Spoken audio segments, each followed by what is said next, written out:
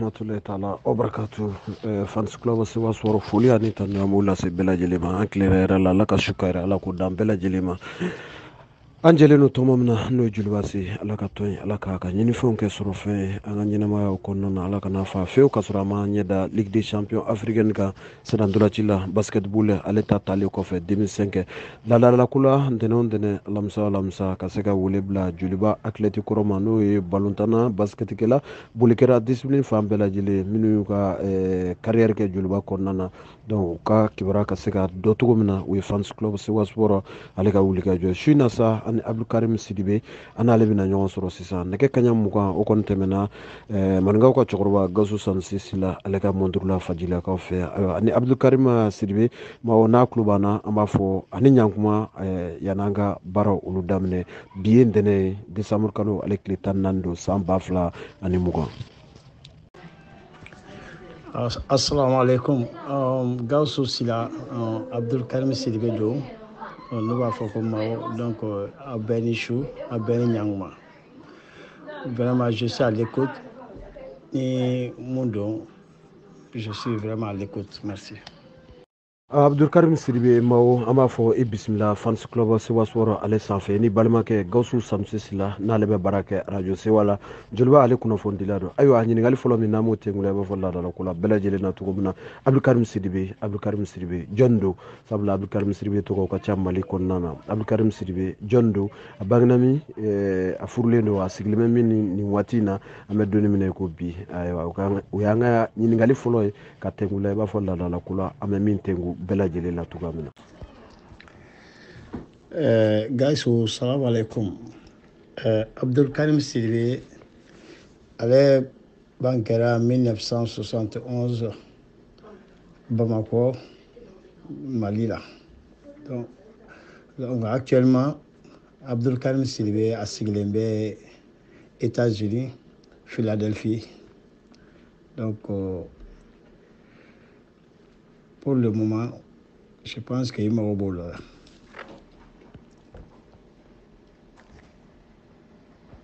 Fabiali sorolola aywa isiglembe États-Unis ni watina yala musubi bulwa dembi bulwa hakila utme nyingali gali okonnana Gasso, je m'excuse. Nefulundo den nani le bene bolo sisan ne den laban yɛrɛ o ye 4 mois sur les 10 de ces mois. Donc, ala ye sɔn denmuso fɔlɔ o ye musoman ye, filanan o ye filaninw ye. Donc, nin ne sɔrɔla kɔsa in na, donc le 10 août i bonya b'a la. Alhamdulillah o tare an bɛ dugawu kɛ filaninw ala k'u lamɔsi an'u tɔnɔsisi ala k'u di an bɛɛ lajɛlen ma, a kɔrɔw an'a dɔgɔninw, u kɔrɔw an'u dɔgɔninw, donc an bɛ dugawu kɛ ala ka u lamɔsi an'u tɔnɔsisi d'a ma. Ayiwa faamuyali sɔrɔla la Abdulkarima Sidibe, ayiwa an bɛ to ɲɔgɔn bolo ɲininkali sabanan min ni an b'o tɛngu la. Abdulkarim Sidibe, i donna ntolanci de la, yala Abdulkarim Sidibe nana ntolanci la cogo di n'o ye balontan ye, yala i y'a discipline wɛrɛ de daminɛ wa walima i y'a daminɛ ntolanci yɛrɛ de la kare kɔnɔnaw na? O y'an ka ɲininkali sabanan ye ka tɛngu la su. Gawusu, ɲininkali sabanan a diyara n ye, i ye dugawu mun kɛ ala ka dugawu bɛɛ minɛ.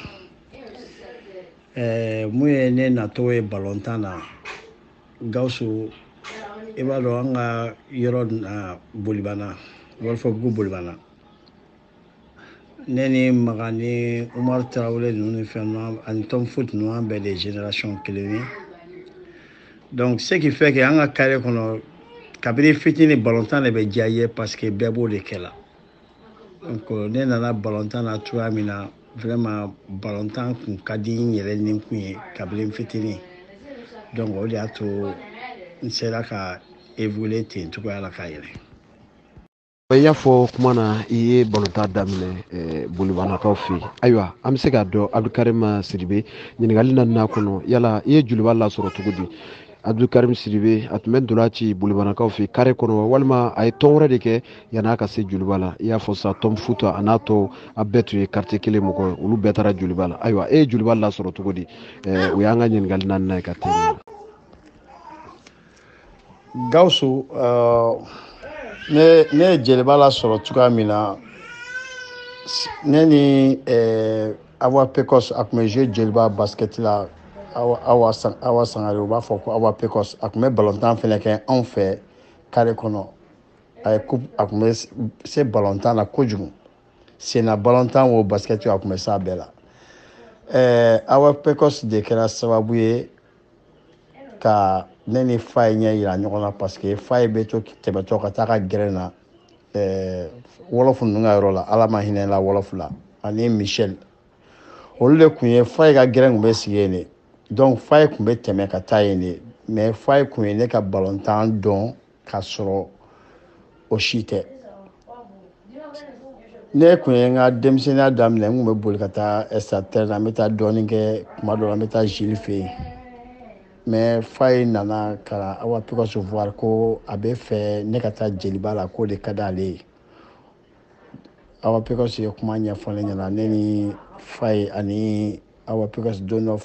Faye y'an invité an ka taa an sigi ɔkɔliso dɔ filɛ nin ye Tɔkɔnɔbugu gitɔrɔn yɔrɔ la ko Kandik. Donc restaurant dɔ tun bɛ yen ko Lisiyɛn fɛ yen. Ne ni Awa Pecos ni Faye an taara an sigi ka dumuni kɛ, o y'a sɔrɔ ne fitinin don. Donc Faye ko ne ka taa ka équipe la ko a bɛ ne ladiya, donc ne bɛ yɔrɔ min na vraiment o tɛna se ka fɛn ɲɛnama di ne ma. Bon ale filɛ nin ye, ale bɛna crampon kuraw di ne ma, a bɛna maillot kuraw di ne ma, bon ne mago mana jɔ fɛn fɛn na ale bɛ se k'a di ne ma. A donnin kelen yɛrɛ yanni an bɛ bɔ restaurant na, a ye wari dɔ compter k'a di ne ma, vraiment je me rappelle pas, ka tila ka équipement dɔw di ne ma a don yɛrɛ. Donc ne ko n ko tiɲɛ la, n ko ɲɛ b'a la, n ko nin cɛ in ko il est intéressant.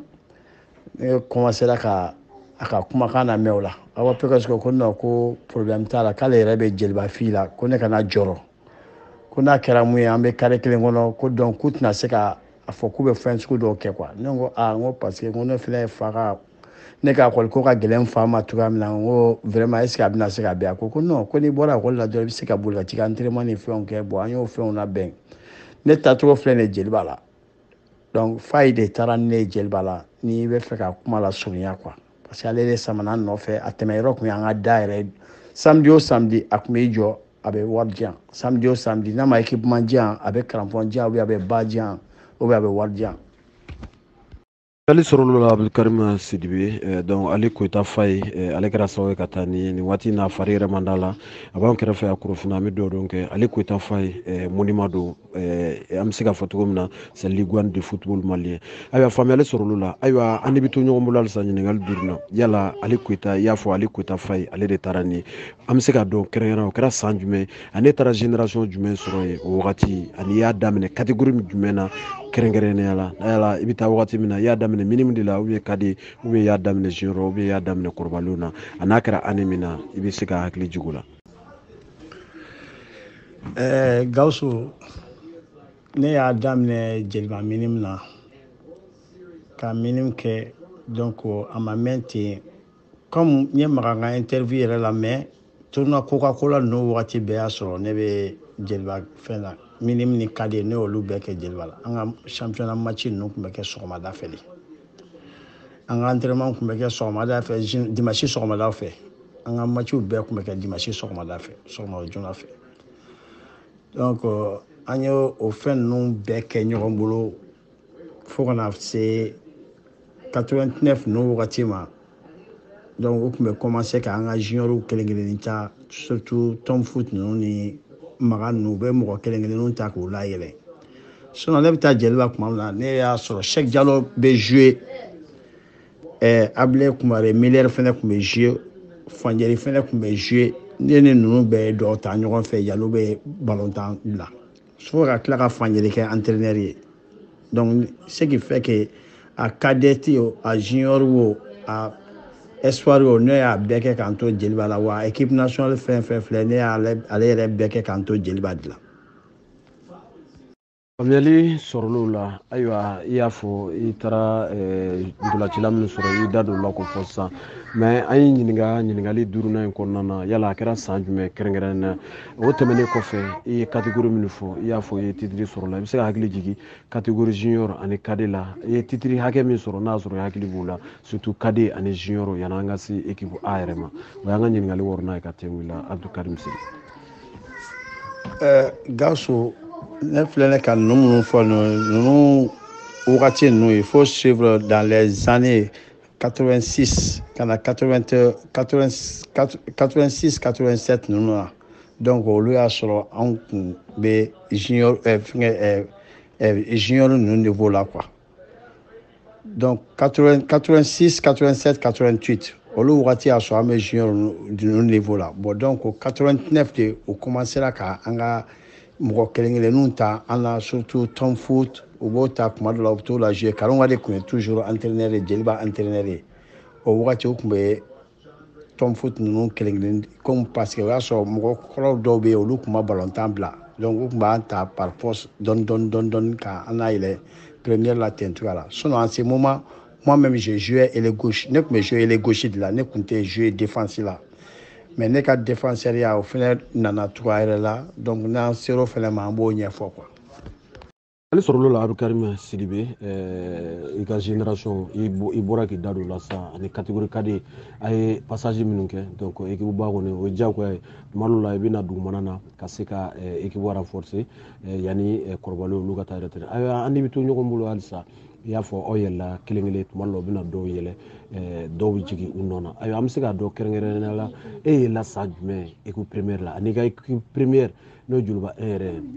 e nana na cogo di i ka ntolanci gale n'a y'a sɔrɔ i hakili b'o la a kɛra ntolanci jɛkulu jumɛn contre la i ka premier match joliba yɛrɛ fɛ o y'an ka ɲininkali wolonfilanan ye ka tɛmɛ la su in na Abdulkarim Sidibe. Gawusu ne hakili bɛ n ka joueli fɔlɔ mun na jeliba première la u ye sélection siɲɛ fɔlɔ mun na ka taa ni ye vers les 89 90 o wagati la o tilara ka taa ni ye u bɛ 20 joueurs convoqués mais 16 de bɛ kɛ au moment la u ye n bila remplaçant la ma joué donc j'étais remplaçant ma joué la mais il faut a finale kɔfɛ il faut a finale mun kɛra 89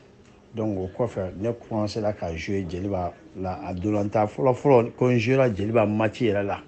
fɔlɔ o kɛra contre commune 3 Donc commune 3 de kɛra ne ka match fɔlɔ ye ne la joué contre commune 3 o de kɛra ne ka match fɔlɔ ye donc a donni kelen na bɛɛ lajɛlen ko ko vraiment ko j'ai bien joué donc Famna Abdelkarim Sidibé face à la commune 3 oui yɛrɛ ka quartier i ka commune sabula Bolibana ale bɛ commune 3 fɛ ayiwa Abdelkarim an bɛ segin kɔ dɔɔni i y'a fɔ i ye ndolanci daminɛ k'i to couloir la n'o Eli ye ayiwa an bɛ se ka dɔn don fɔlɔ min na Zira de karamɔgɔ a y'i bila poste jumɛn na i ka premier match Joliba 1 yɛrɛ fɛ ani n'a sɔrɔ la i bɛ carrière daminɛ balontan daminɛ wagati min na denmisɛnninya n'o ye catégorie minnu ka di yala i tun bɛ poste jumɛn kɛ yanni i ka yɛlɛma ka kɛ Eli ye Abdelkarim Sidibé o y'an ka ɲininkali 8 ye ka tɛmɛ la. Gawusu i ka ɲininkali 8 n bɛna jaabi mun d'i ma ne ka balontan ne y'a daminɛ aile gauche de la Jeliba la mais bien avant Gawusu joué universitaire ninnu na ne tun bɛ joué école match ninnu ni fɛn ninnu na ne tun bɛ joué 10 de la donc ce qui fait que u b'a fɔ ko teri bɛ na o kɛlen kɔni ne tun ye teri kɛ kɔni mɔgɔw tun b'a dɔn ko vraiment ko ne ye n ka teri ye donc n collègue bɛɛ bɛ n dɔn ni mɔgɔ ye balontan kɛ o bɛɛ bɛ n dɔn ni teri ye lycée Askia la ne ka proviseur tun tɔgɔ ko Alu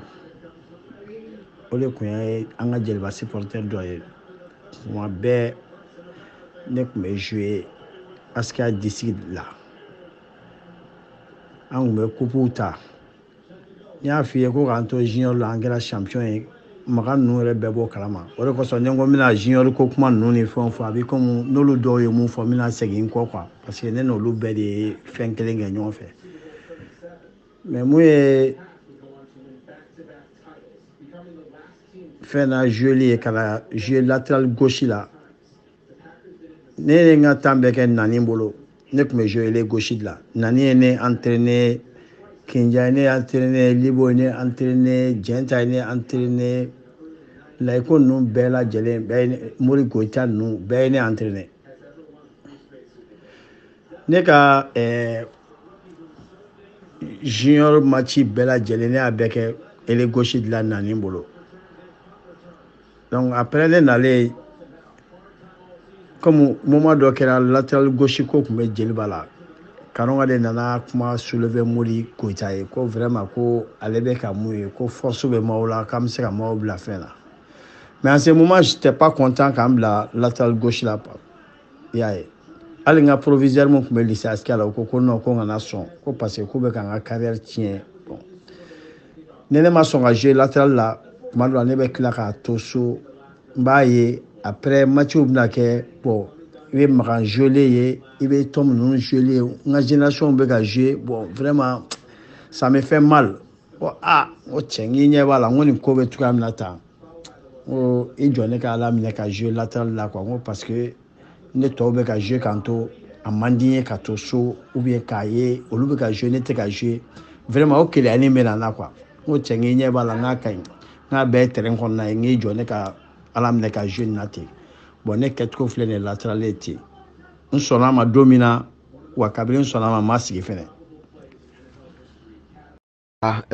ka jouer camancɛ la n'o 10 ye ka tila ka aile kɛ i bɛ se balontan na i bɛ but don frappe bɛ senkɔrɔ k'i b'o la ka n'i kɛ latéral ye ayiwa a gɛlɛyara i nana kɛ ten a ɲan'i bolo wa i yɛrɛ y'a fɔ i ka kuma na ko terrain kɔnɔna bɛɛ lajɛlen ye kelen ayiwa an n'i bɛ to ɲɔgɔn bolo halisa i da dɔ la k'i tun bɛ lycée Askia la an bɛ nkɔrɔnin kari o yɔrɔ la yala Abdelkarim Sidibé a ka carrière kɔnɔna na sabula caman tɛ se ka balontan ale ni étude kɛ ɲɔgɔn fɛ yala Abdelkarim Sidibé a ye kalan kɛ fo ka se diplôme baw sɔrɔ wa an b'o ɲininkali an b'o nkɔrɔnin o kari la ayiwa i yɛrɛ y'a fɔ donni min na i bɛ jouer o latéral gauche la yala a donni kama i ye gɛlɛya sɔrɔ wa n'a sɔrɔ la i hakili b'i ka o premier match la ka bɔ aile la ka bɔ camancɛ la ka na kɛ latéral gauche yala i hakili b'i ka match fɔlɔ la wa ka hakili jigin o la dɔɔni an ka ɲininkali 9nan o kɔnɔna na Abdelkarim Sidibé. Gawusu Abdelkarim Sidibé a ye kalan kɛ lycée Askia la a danna terminale la donc a danna terminale la parce que en ce moment j'ai vu que n sɛgɛnna bagi nɔfɛ bon n y'a fɔ n père ɲɛna n ko n bɛ fɛ ka taa informatique de kɛ n ko vraiment n ko n tɛna continuer lycée la bilen parce que ne tun ye SHT de kɛ lycée Askia la ne ni Moribo Sidibe ni Maga ninnu bɛɛ tun bɛ Askia la ɲɔgɔn fɛ bon je pense que Maga y'a bila joona ne bɔra Askia la ka taa informatique de kɛ donc n ye n profiter informatique la k'o diplôme minɛ quoi i bonya b'a la donc n b'o yɔrɔ de f'i ye pour que an bɛ se k'o yɔrɔ fɔ parce que k'an to hali Askia la équipe nationale mobili tun bɛ taa an tun bɛ internat kɛ équipe nationale mobili tun bɛ taa ne bila Askia da la sɔgɔma o sɔgɔma mais u b'a fɔ cogoya min na an ka balontan filɛ nin ye c'est pas facile k'a fɔ k'i bɛ balontan kɛ ko ka tila ka kalan kɛ a ma nɔgɔn quoi surtout anw fɛ yen Mali la ne ka professeur dɔ tun bɛ yen professeur histoire géo kuma bɛɛ a tun b'o de fɔ ne ɲɛna waati yɛrɛ dɔ kɛra yɛrɛ ne nana trimestre dɔ fɔra ne kɔ yɛrɛ ne nana mais o tila k'ale ta kɛ n kun après a ko ne ma ko ne kɛra n ka école bila balontan ye quoi ko vraiment ko parce que ko ni sen karila don min na dɔrɔn k'i bɛ regretter ko parce que mɔgɔ mago tɛna s'i ma bilen quoi ale kɔni hali sini n tɛ ɲinɛ o professeur kɔ a y'a fɔ n ɲɛna hali ne père yɛrɛ filɛ ne ka balontan kun man d'a ye mais fɛn bɛ ligue la bi Bokar Monzon Traoré bɛ ligue la bi o ne père ye baara kɛ ɲɔgɔn fɛ PNUD la programme des Nations Unies pour le développement ne père kun ye administrateur ye donc Bokar Monzon Traoré mun bɛ ligue la bi a bɛ se k'a confirmer parce que wagati la ne père kun ko tɛ balontan kɛ mais comme olu tun ye Deliba dirigeant ye olu de taara deli ka kumaw ɲɛfɔ a ɲɛna ko vraiment ni ye n ka choix kɛ a k'a to yen n ka balontan kɛ o ka fisa y'a ye donc ne to tɔgɔ filɛ de ne ka segin ka taa balontan kɛ Jeliba la n'o tɛ ale tun ye crampon bɛɛ minɛ ko n tɛ balontan bilen mais n m'a ka conseil nafa dɔn fo vraiment don min na n nana aventure la yan n y'a dɔn ko vraiment il fallait bien écouter ton père je devais écouter mon papa parce que a ye kuma mun fɔ n ɲɛna vraiment je n'avais pas besoin k'a fɔ ko n bɛna nin bɛɛ ɲɛɲini yan quoi donc i bonya b'a la. Ali sɔrɔlo la Abdulkarim Sidibe ni ye informatique diplôme sɔrɔ o fana o ye belebele sabula informatique ale fana nafa ka bon wa professeur y'a fɔ cogo min na kalan ani balontan u tɛ ɲɔgɔn tiɲɛ mais kalan fana a nafa ka bon sabula balontan na walima basket la ni yɔrɔ dɔ kari la o y'i ka kari dɛ mais kalan i n'o bɛ taa kaburu kɔnɔna na ayiwa an n'i bɛ to ɲɔgɔn bolo halisa Abdulkarim Sidibe ayiwa i ye nin bɛɛ fɔ ayiwa ka yɛlɛ Joliba na gɛlɛyaw sɔrɔla nɔgɔyaw sɔrɔla an bɛ se k'a dɔn kɛrɛnkɛrɛn na an tun ye ɲininkali k'i la fana i ka bɔ disi la ka bɔ ele la ka na latéral gauche la c'était pas facile i bɛ se ka hakili jigin i ka match fɔlɔ in na kɛrɛnkɛrɛn na a kɛra équipe jumɛn contre la i transformé ka na latéral gauche la Abdulkarim Sidibe o y'an ka ɲininkali taa n'a ye ka tɛnku i la halisa. Gawusu ne ka kɛ latéral ye ne ka premier match n kɛlen latéral ye o kɛra fɛnɛ Kulukoro n ka premier match kɛra Kulukoro à ce moment u ka Kulukoro IPR Katebugu directeur dɔ tun bɛ yen ko Kasa o denkɛ ninnu Baru ninnu ni fɛnkɛ olu tun ye n teri ye n tun bɛ to ka taa jouer olu fɛ vacances fɛ carré kɔnɔ coupe la Kulukoro olu yɛrɛ bɛ n dɔn vraiment n ka match fɔlɔ kɛra yen contre Ɲana de Kulukoro o kɛra n ka match fɔlɔ ye k'an to n kɛlen latéral ye mais n y'a f'i ye cogoya min na i b'a dɔn diɲɛlatigɛ fɛnɛ ye mɔgɔ bɛ fɛn dɔ bɛ diya i nikun ye mais vraiment i tɛ se k'a sɔrɔ sinon a kun ka di ne ye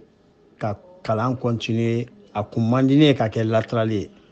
mais ne kɛra latéral ye a man ka jouer bali jeli b'a fɛ a man ka jouer bali équipe nationale la donc balontan filɛ nin ye waati dɔ la i bɛ difficulté sɔrɔ comme u bɛ facilité sɔrɔ tuma min na diɲɛlatigɛ yɛrɛ cogoya taabolo ye quoi mais n'a gɛlɛyara wagati min na f'i k'a sɔn o de ma donc hadamaden f'i wagati dɔw bɛ kɛ a bɛ gɛlɛya i bolo donc b'a dɔn wagati dɔw kɛra ne yɛrɛ sen bana la bon maintenant ça va olu bɛɛ nana tɛmɛ continuer ka jouer bon y'a ye mo yɔrɔ de ɲɛf'i ɲɛna n ka premier match o kɛra ɲɛna de Kulukoro ye kan to latéral la. Ok. Mais ale sɔrɔl'o la donc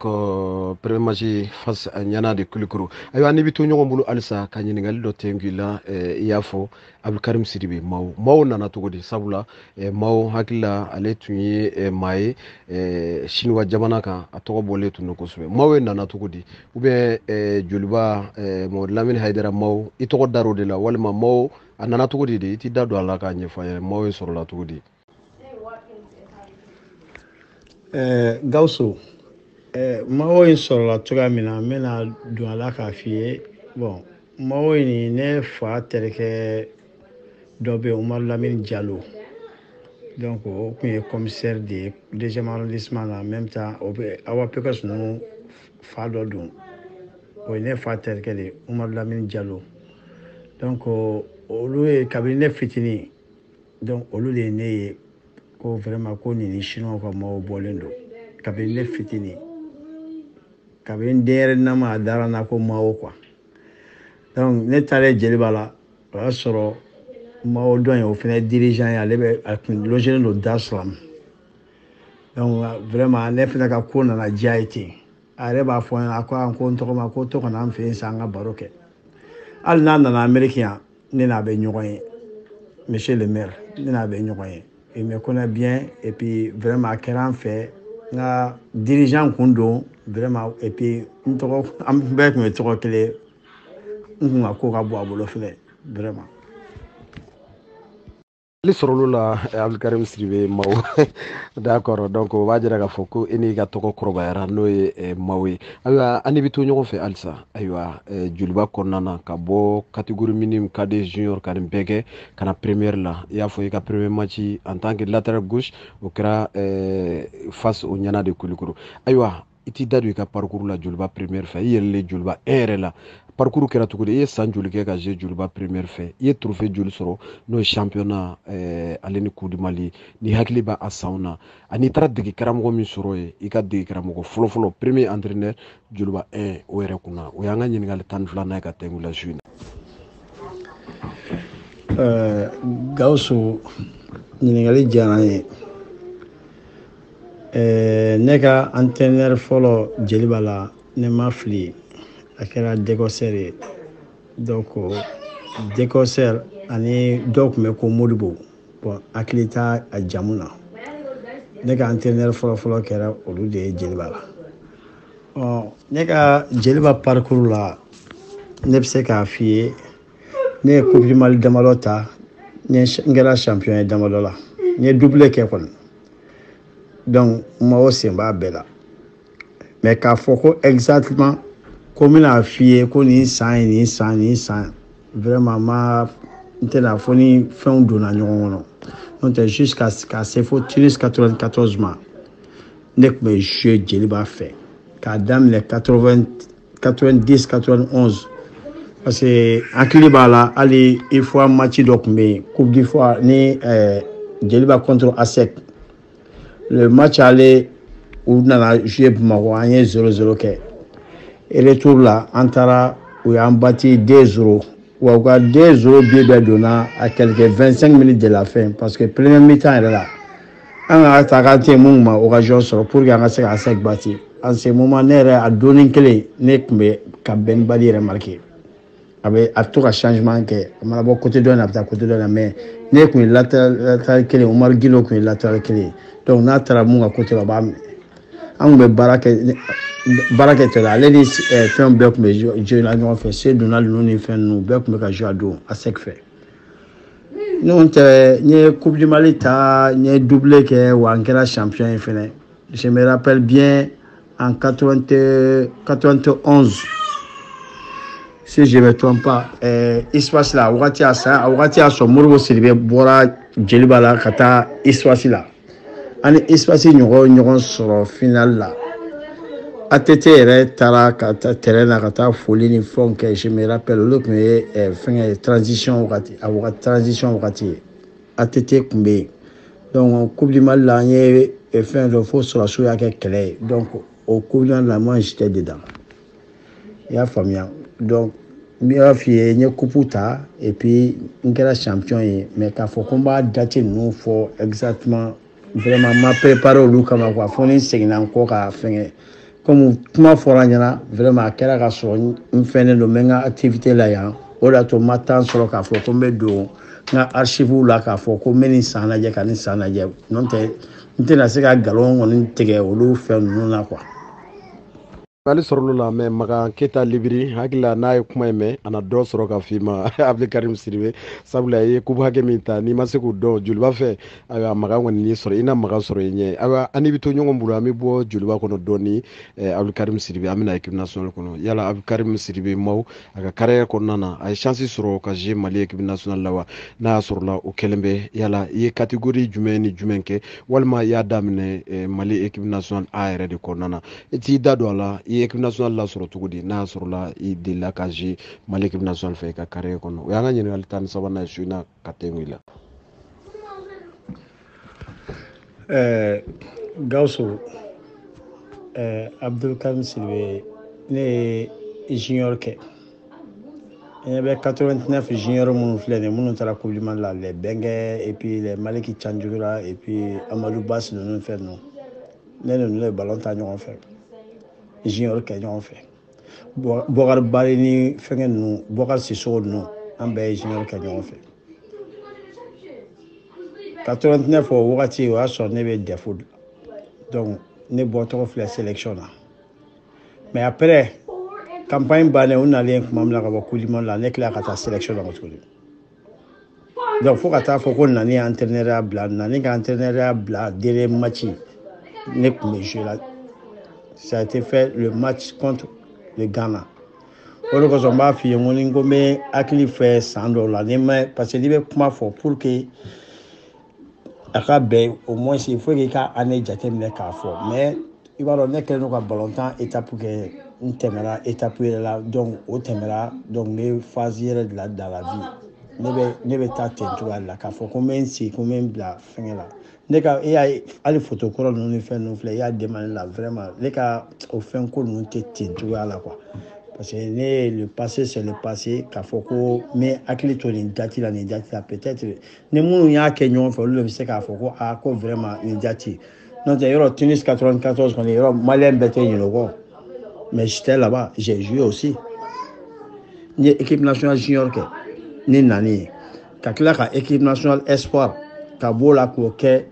Jenta ani Libo ninnu ni fɛngɛ n y'o kɛ n'olu ye ka tila ka na équipe nationale A k'o kɛ Kinja Diallo tun ye directeur technique ye Maruketa tun ye entraîneur ye mais yanni Maruketa tun ka na équipe nationale tun bɛ Libo ni fɛnw de bolo ne Kinja de bolo ne olu ye ne entraîné donc Maruketa nalen Maruketa fana ye ne sélectionné donc jusqu'à ce que an ka taa Tunis 94 campagne kɛ ka segin. Ali sɔrɔlo la Abdulkarim Sidibe maaw i y'a fɔ cogo min na donc a ma nɔgɔn sabula bɛɛ n'i ka ko kɛcogo don ni dɔw tɛmɛna étape min kan ka ban u tɛmɛ ni ko wɛrɛ u hakili tɛ to o la bɛɛ n'i ka ko kɛcogo don faamuyali sɔrɔla a bɛ y'a fɔ i ka kuma kɔnɔ Tunis 94 i tun b'o kɛnɛ kan i tɛ dɔɔni fɔ an ɲɛna Tunis 94 a sélection kɛra cogo di sabula Mali ntolacila a tun ka ca maa 100 ani kɔ ye ayiwa aw ye chance sɔrɔ maa 23 ka taa Tunis 94 surtout Mali ka premier match face à la Tunisie Tunisie de karamɔgɔ a tun ye kumaba fɔ ni Mali y'ale bugɔ a bɛ démissionner wa Mali y'a bugɔ a bɛ démissionner yala mɔgɔ minnu bɛ yen n'u bɛ nin lamɛn sisan olu ma chance sɔrɔ ka Tunis 94 match la Abdulkarim Sidibe maaw a jira o ntolaci in na wa Tunis 94 ntolaci la n'a sɔrɔ jira i ye ntolaci joli sɔrɔ ka kɛ o Coupe d'Afrique kɔnɔna na o y'an ka ɲininkali tan naaninan ye ka tɛŋu la su in. Gawusu ne bɛ ka balontan f'i ye cogoya min na surtout an fɛ Mali la Tunis 94 a campagne fɛn fɛn a fɛn tɛ yen ne maaw ma mun kɛ i sélectionné la équipe nationale la le moment u nana ni expatriés bɛɛ ye même les étudiants minnu bɛ Moscou ninnu ni fɛn ninnu na u ye bɛɛ wele ko fɛn fɛn bɛ se balontan na k'i ka na k'i bɛ essayer bon an kɔni a bɛ fɔ anw de ma an minnu évolué Mali la Bamakɔ n'an ma taa contrat la yɔrɔ wɛrɛ a bɛ fɔ anw de ma ko locaux mais je sais que Ferdinand ninnu bɛna wagati min na ka na fara an kan Je me rappelle très bien.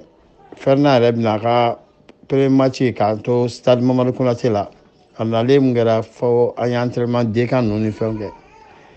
Ah ne ngo ango vraiment ngo sisa ngo ni ngo équipe d'afara ngo passé ngo ben na sisa bébé kalaje. On est sélection gani là et que bon, on va voir 22 entre l'année 25 de Tunisie.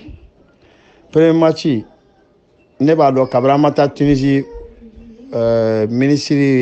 conférence donc Kabrama Bob Mako. Gausso allez sini n'était ni na a fait encore a pour aller toko ko Karamo aller ko ministre des sports. Balkita nous be sigile na mais en premier match au prix qu'on discutera yana mata Tunisie. Le premier match c'était match gagné 100 000 francs CFA. Deuxième match, il a gagné, quand on a qualifié, c'était 200 000. Mais, Warko nous t'a fait nebo au euro fait parce que ne comptait à Jamana de Kunkadine qui a joué. Car faut qu'on vraiment, comme moi, au jeu là, comme Mali, qu'on a voulu de Kunkadine.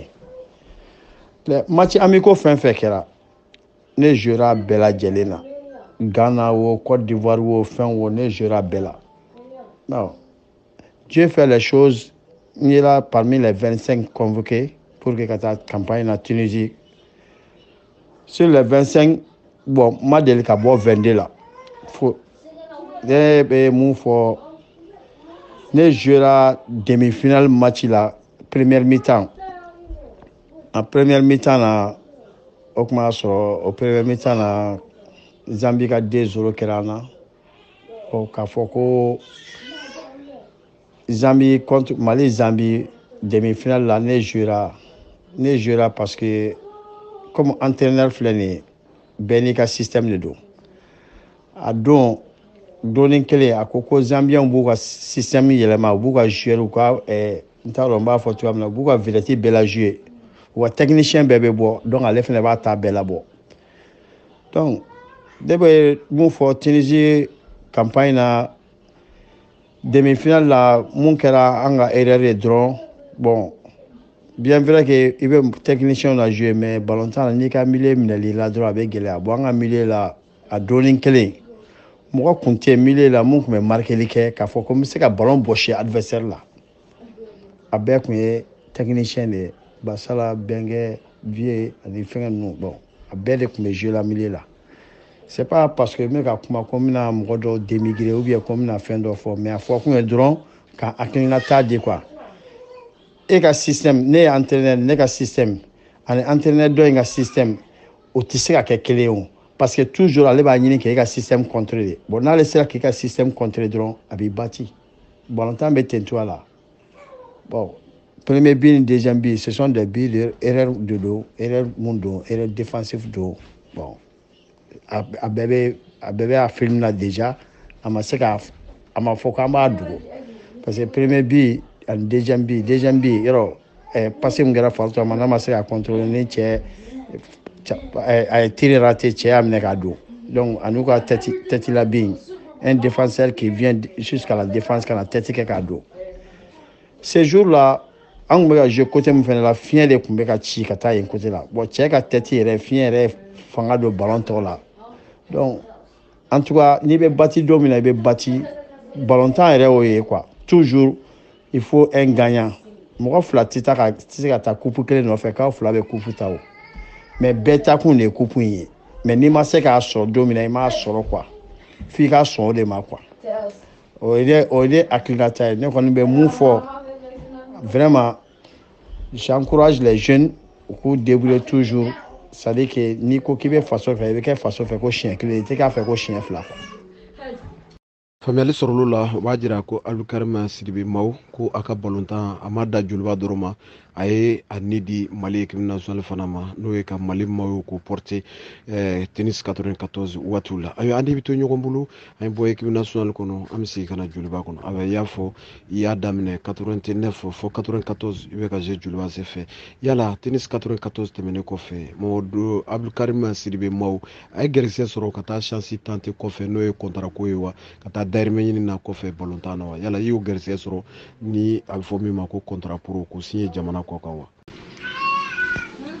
Gawusu ma chance sɔrɔ ka contrat fɛngɛ mais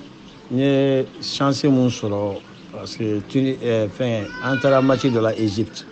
Bon, je pense que Soloni ninnu ye contrat sɔrɔ yɔrɔ min na olu mɔgɔw tun bɛ ne ka ko la mais Mariketa y'o de fɔ n ɲɛna ko wari ka dɔgɔ donc ko n kana n yɛrɛ kunkolo chauffer ninnu ka ko la ko parce que k'u tɛ fɛ ka wari don mɔgɔw la. Bon, i b'a dɔn ale filɛ nin ye, moi je le considère comme un père, un entraîneur, un éducateur. Vraiment ne bɛ kun bɛ ale kɔ quoi parce que vraiment n kun b'a fa ya minɛ quoi. ale sɔrɔl'o la donc bɛɛ ni chance don ɲɛnamaya kɔnɔna na Abdulkarim Sidibe Maw. Ayiwa an bɛ to ɲɔgɔn fɛ ɲininkali 16 ka tɛngu la balontan na gɛlɛya bɛ nɔgɔya bɛ Abdulkarim Sidibe Maw i ye nin passage bɛɛ kɛ Jolibasi la hakili i ma tɔn wɛrɛ kɛ Mali kɔnɔ ni Jolibasi tɛ i ma chance sɔrɔ ka taa kɔfɛ i ye Coupe du Mali caman sɔrɔ Joliba fɛ ka doublé kɛ ka championnat sɔrɔ Abdulkarim Sidibe baara o baara gɛlɛya bɛ nɔgɔya bɛ e ka carrière bɛɛ kɔnɔ Jolibasi fɛ yala Abdulkarim Sidibe Maw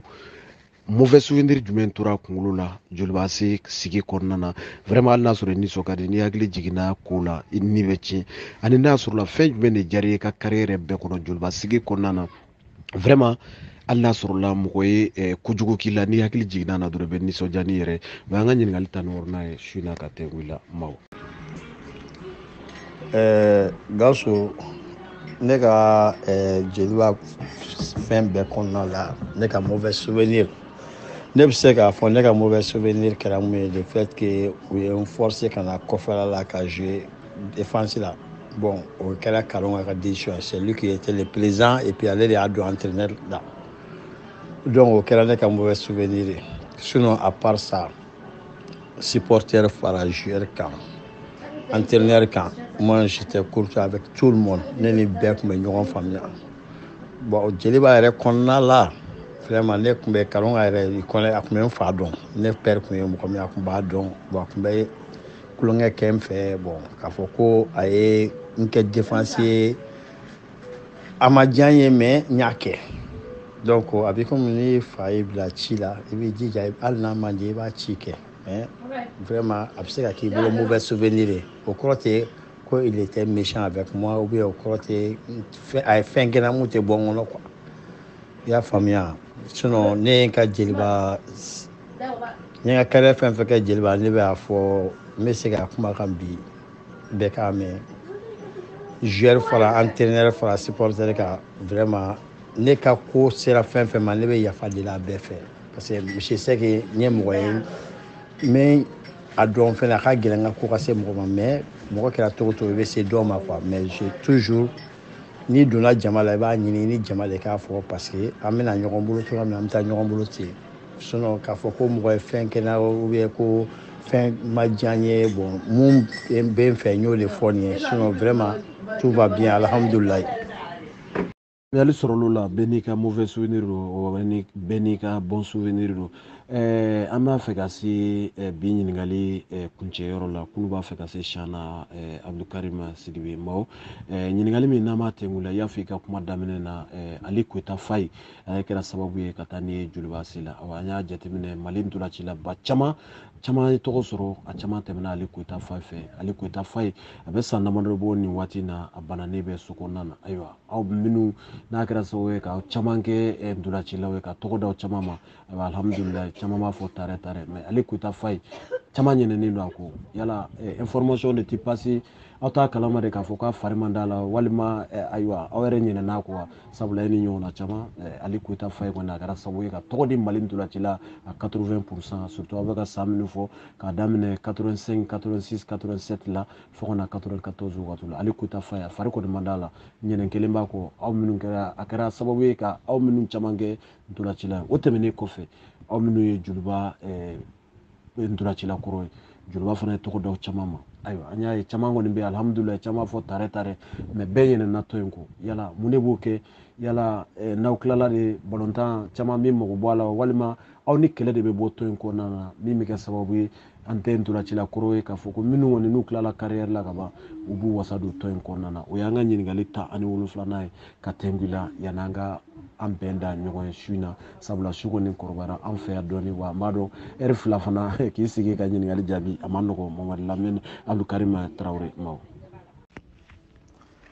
Gawusu i ka ɲininkali a diyara n ye Gawusu ne ma ɲina fa ye kɔ diɲɛ don o don ne bɛ information ɲinina fa ye kan ne ye information sɔrɔ mais comme i y'a fɔ ko fa ye man kɛnɛ vraiment ala ka fa ye kɛnɛya ne bɛ k'o de fɔ toujours ala kana an kɛ fitiri wale ye fa ye ma wallahi kabiri ne ka dɔgɔ ka bɔ n ka so ka taa jelibatɛ la ka taa entraînement kɛ est ce que i b'a dɔn kuma o kuma ni entraînement banna fa ye bɛ fɔ ko mawu ko tan a b'a fɔ ne ma ko mawu a b'a fɔ ko mawu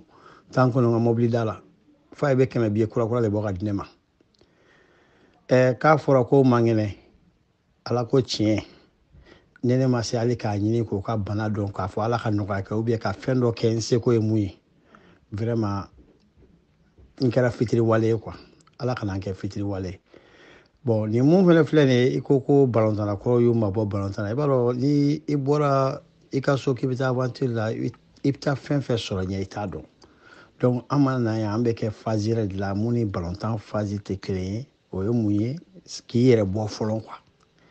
donc mɔgɔ caman de b'o fɔ kabiri nana mun na i ma balontan kɛ kabiri mun na i ma entraîneur kɛ mun na i ma nin kɛ oui entraîneur ne na entraîneur daminɛ n bɛ se ka kɛ classe B ye mais pourquoi yani ka entraîneur dayɛlɛ pourquoi i t'i yɛrɛ ka diɲɛlatigɛ ɲini fɔlɔ k'o ɲɛdɔn fɔlɔ k'o ɲɛɲini k'o dɔn aventure la i sigi ni i toli n'i ka kow bɛɛ lajɛlen i b'o ɲɛɲini fɔlɔ donc o de kosɔn mɔgɔw ka hakilina ta tɛ kelen ye i yɛrɛ bɛ t'o la i bɛ ɲina balontan yɛrɛ kɔ tu n'as même pas le temps k'a fɔ k'i bɛ champion la ne kɔsa in na tɛ sisan maintenant nous on a le temps i bɛ se ka parce que lafiya nana dɔɔni dɔɔni i bɛ se ka i sigi i ka so i bɛ championnat lajɛ i bɛ ligue lajɛ i bɛ fɛn bɛɛ lajɛ mais avant c'était pas comme ça pour un début a kun ma nɔgɔn quoi donc o de kosɔn an bɛ dugawu kɛ ɲɔgɔn ye Gawusu i ka ɲininkali in diyara n ye ni ala sɔnna ma an bɛ dugawu kɛ halisa ala ka fa ye kɛnɛya halisa ne fana bɛ mɔgɔ ɲini vraiment n bɛna mɔgɔ ci fa ye fɛ yen pour que au moins ka se ka fɛn dɔ ta renseignement ta ka ko la ni ala sɔnna ma k'a fɔ ko groupe ou bien fɛn an balontanna groupe bɛ yen mais fɛn dɔ bɛ yen fɛnɛ i bɛ se k'o kɛ privé la quoi c'est à dire que o ye i ni ala cɛla ye quoi ni ala sɔnna ma ala ka a ɲa k'a d'a ma n'o tɛ ne ma ɲina jeliba kɔ parce que ne ni Magamu bɛ ɲɔgɔn kalama o bɛ ka fɛnw fɔ n ɲɛna toujours donc n fɛnɛ ka fɛn seko ye mun ye niveau mun na n b'o kɛ n ka hakilina ye mun ye n b'o kɛ mais Magamu bɛ n kalama vraiment merci.